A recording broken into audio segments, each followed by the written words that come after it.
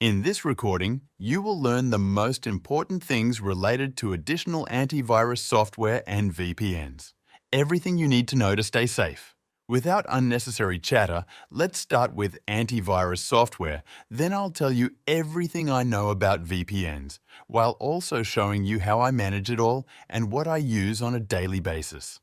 Getting into specifics, you will find dozens of different antivirus programs online, each trying to prove to you that they are the best and that you need them.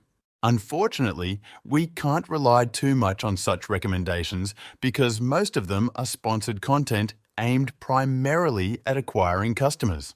When it comes to the usefulness of antivirus software for cryptocurrencies, it's absolutely essential, something we shouldn't even start our crypto journey without. The absence of antivirus in crypto is as risky as leaving cash on the doorstep of our house. It's technically there, but anyone can take it, and the same goes for the lack of cryptocurrency funds. If we keep our funds in our digital wallets without any additional protection, any moderately skilled hacker can intercept access and take over the funds, and such situations occur very often. I believe that the best solution is proper preparation while we still have the opportunity, instead of resorting to the second option, which is securing ourselves against another theft after experiencing the first hack. Because that's usually how it works. People are divided into these two groups. Since you've purchased this course and are watching this material, I assume you're in the first group, and these are super prospective pieces of information. Of course, if you plan to deal with a dozen or a few dozen dollars, this material won't be super important. But remember that security is not only about cryptocurrencies, but also access to the bank, private photos, correspondence, conversations, and many other valuable data that we store on computers or phones. When it comes to antivirus software, three key elements will interest us. The first one is effectiveness. There are programs that are better and others that are antivirus only in name. We have a really wide range of available options, but unfortunately, some of the ones we can download shouldn't even be called antivirus programs because they don't fulfill their function. Perhaps they work well for people who use their computers very occasionally, check emails, and read news from around the world, and then these average antivirus programs manage. But unfortunately, such programs are not suitable for combating threats in the world of cryptocurrencies, which are numerous, rapidly evolving, and require really good preparation on our part.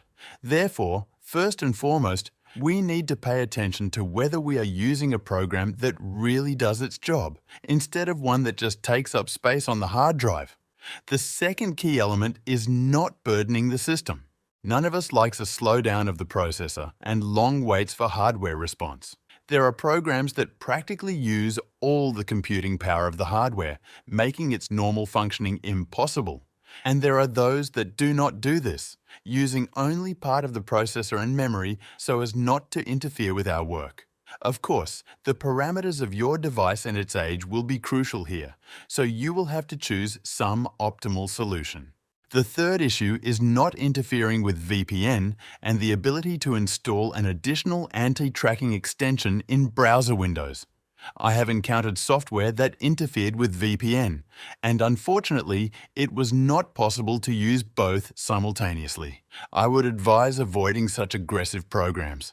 Additionally, a highly valuable feature is the ability to install an additional browser extension that will block any data tracking our online activities, thereby enhancing our anonymity and preventing us from disclosing information about our online behavior to large corporations that collect, store, and trade such data. As you can probably guess, most of these programs are paid. Unfortunately, in my opinion, there is currently no free program that meets all three of these conditions. Each of the free options has some drawbacks, making it simply ineffective. Unfortunately, free programs often fail to keep up with rapidly evolving threats in the digital world because the creators focus on the paid software, and the free versions of threat databases are simply updated with a significant delay, ultimately rendering them ineffective for us in the crypto world. As for me, I use the paid antivirus Bitdefender Total Security. The subscription cost, allowing use on 5 devices, is approximately $60 annually. I'm not telling you about it because it's a sponsored advertisement. No one pays me for it or encourages me to do so. I'm telling you because I'm really satisfied with how this program works. First and foremost, it doesn't burden the hardware, it works well with additional VPN software, and it effectively detects all threats, even when I accidentally click on something in haste, as it happens to me too. There have been situations where he had websites in his database related to fake airdrops, which were created on the same day, and he notified me of the potential threat, which I must admit made quite an impression on me. As you can see, within just a month, I encountered several critical phishing threats where the antivirus blocked access to the infected site. The truth is that it's quite a lot for such a short period, although I visit a lot of strange places while preparing materials for you on Udemy and YouTube. I'm not claiming that this is the best program. I'm not saying that you should use it because it's your individual decision. I'm just sharing my observations with you that have been made over the past few years since I started using this particular program. As for more reliable external sources than common advertisements like Cybernews or Forbes, they also often mention Bitdefender among the top 3 best options. The decision of which one you will ultimately choose is up to you, and I hope it will be reasonable and conscious. The second topic is VPN software. It's not something you can't live without, but I highly recommend using a virtual private network. While using the internet at home, theoretically, nothing particularly bad should happen. However, if you happen to connect to other networks, for example, while traveling or using various Wi-Fi hotspots with your phone, at that moment, I would strongly recommend using VPN tunneling. In a situation where we connect to the internet directly, the data we send and receive is processed by our internet service provider, and they can see which websites we visit and when. Additionally, if we do this through a Wi-Fi network that is not our own, anyone with access to the router can intercept and take over our data. That's why unsecured Wi-Fi networks are so dangerous, and we constantly hear advice not to log into our bank accounts when connected to public Wi-Fi in a shopping mall. When we use additional encryption through a virtual private network, a special private tunnel is created for transmitting data that is not accessible to anyone, not even the internet service provider. Each connection passes through a private VPN server before the target website or service is launched, so the internet service provider cannot track the traffic of such a network. This allows us to use the internet much more safely without worrying about potential risky incidents, which VPN connections mitigate. Additionally, if some services have location restrictions, for example, are only available in the United States with a VPN, we can freely set the location presented by our device, thus bypassing any regional blocks. I have been using such a solution for years because, just like with antivirus software, I preferred to invest a few extra dollars in exchange for significantly increased security and comfort associated with this awareness.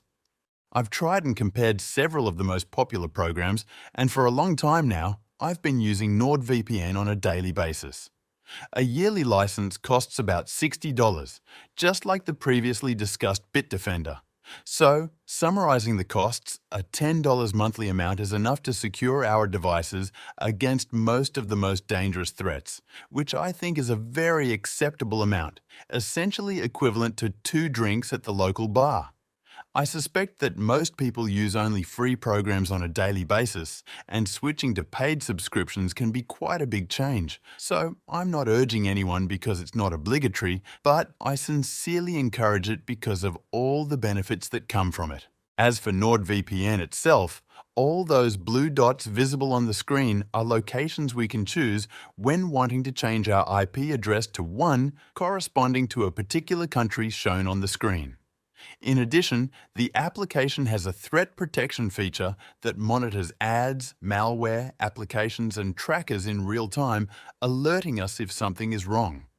Another important aspect is that running in the background does not burden the device, and there are no noticeable delays in memory or processor usage. And most importantly, the application has a kill switch feature that ensures we only connect to the internet when everything is working correctly.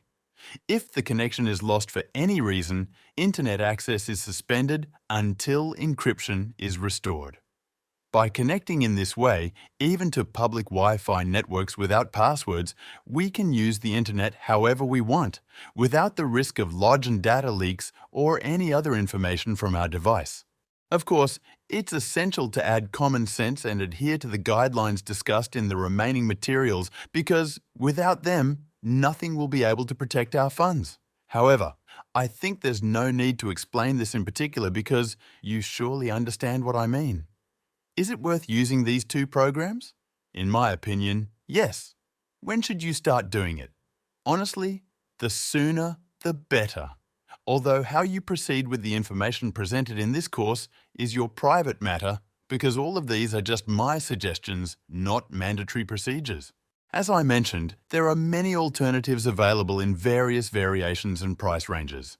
However, I have presented you with a combination of two programs that have made it possible for me not to be robbed or cheated even once since the beginning of my adventure with cryptocurrencies, since 2017, unlike some of my friends who believed that everything I told you in this recording was unnecessary. I hope that with the proper preparation, you will also not experience any problematic situations. If you want to test and see if you like such a configuration, you can take advantage of the free trial period, which lasts for 30 days for both programs. During the first month, we can use them for free, and there is no need to provide credit card information. Only after the first month can you decide if you are satisfied. Honestly, even if you have already decided on a paid license, I would still take advantage of the trial period first because it's essentially a free month that we'll lose if we pay right away. With this pro tip, I'll conclude this recording and invite you to the next video. Good luck!